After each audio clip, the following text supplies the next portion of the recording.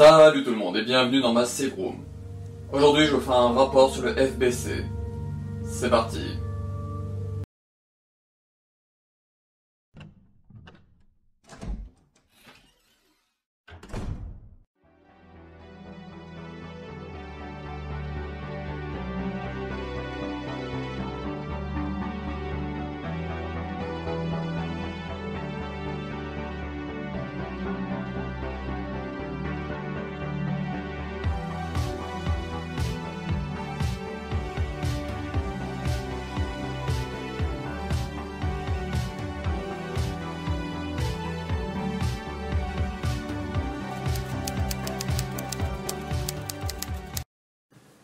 Rapport FBC. Nom: Federal Bioterrorism Commission. Acronyme FBC. Fondateur: le gouvernement américain via le Congrès américain. Date de création: 2001. Total des effectifs: inconnu. Membres connus: Morgan Lansdale en tant que directeur général commissaire d'environ 2001 à 2005.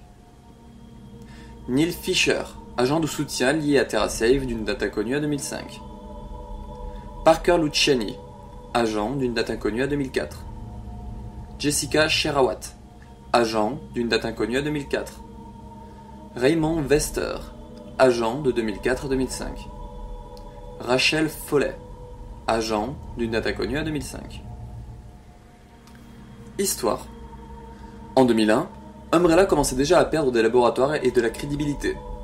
Commencèrent donc doucement à apparaître des armes bio-organiques, ABO, sur le marché noir. Officiellement, c'était l'US Stratcom ou l'US SOCOM qui s'en occupait, donc pas d'organisation spécialisée. Morgan Lansdale fit donc appel au Congrès pour prévenir des risques d'attaques bioterroristes, et du besoin d'une organisation spécialisée. Son appel est entendu et il est décidé, via l'approbation du National Biological Defense Act, de la création du Federal Bioterrorism Commission, ou FBC. Le FBC est donc une agence américaine. Cependant, elle pourra collaborer avec d'autres nations et leurs organismes de protection de l'environnement. Elle est gérée par le Conseil national de sécurité qui choisit par exemple, via un vote, qui deviendra le directeur général. Le directeur général détient les pleins pouvoirs au sein de l'organisation. Il a le dernier mot quant à la prise de décision sur tous les sujets liés à la sécurité biologique nationale, car il a aussi le rôle de National Biological Defense Community Director. Concernant les agents, ils étaient toujours en alerte pour un déploiement rapide grâce aux nombreux véhicules à leur disposition. Le Conseil national de sécurité donnait l'approbation pour le budget et des plans d'action. Le FBC a élaboré des systèmes jugés nécessaires pour la recherche et le développement en matière de soutien, de formation et de défense biologique. La première vraie opération du FBC fut la panique de Terra Grigia. Ils purent agir là-bas grâce au traité stipulant que s'il venait y avoir une attaque de terroristes, le FBC gérerait la situation. Lansdale en profita pour faire connaître le FBC au monde en gérant seul la situation et refusant l'aide des Européens. Lansdale a donc fait exprès de refuser l'aide des Européens, mais a accepté Clive O'Brien du BSA, puis il a géré la crise pendant 3 semaines avant de montrer qu'il pouvait prendre des décisions lourdes pour la sécurité du monde face au bioterrorisme en utilisant le Regia Solis pour détruire la ville. Il gagna des points de reconnaissance, mais l'Europe lui en voulut d'avoir refusé leur aide, et Clive O'Brien n'apprécia pas l'utilisation du Regia Solis. Le FBC mit la zone de Terra Grigia sous quarantaine et annonça quelque temps après avoir démantelé Ilveltro. En 2005, des rumeurs circulent comme quoi Ilveltro serait de retour. Lansdale envoie des agents dans le Queen Dido et 2 agents sur le Queen Zenobia, Raymond Vester et Rachel Foley. Ce qu'il ne sait pas, c'est que c'est un plan pour le piéger. Il tenta plusieurs moyens de mettre un terme à cette conspiration, mais plusieurs preuves furent trouvées incriminant le directeur général du FBC, dont un document vidéo.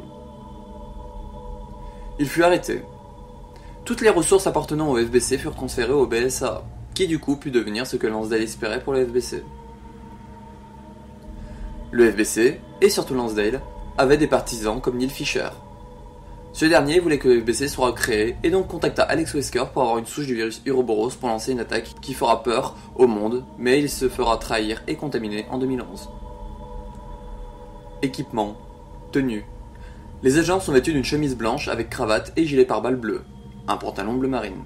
Certains, sûrement plus gradés comme Parker Luciani, portent une chemise noire, un pantalon noir et une carte du FBC sur le gilet pare-balles. Concernant les femmes, si on se base sur Jessica Sherrawatt, elle porte un calot, une chemise grise avec une jupe noire et un collant rose foncé violet. La possibilité du port de casque tactique est aussi autorisée. Armes. Il possède des armes comme des P90, voire des fusils à pompe M3. En armes de poing, des Colt Government et des PC-356 sont utilisés.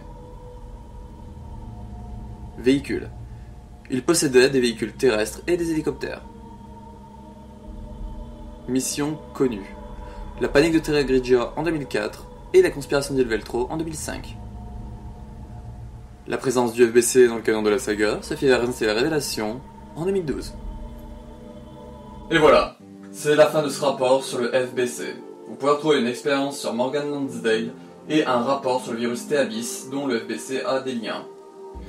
On se retrouve pour une prochaine expérience ou un prochain rapport. Terminé.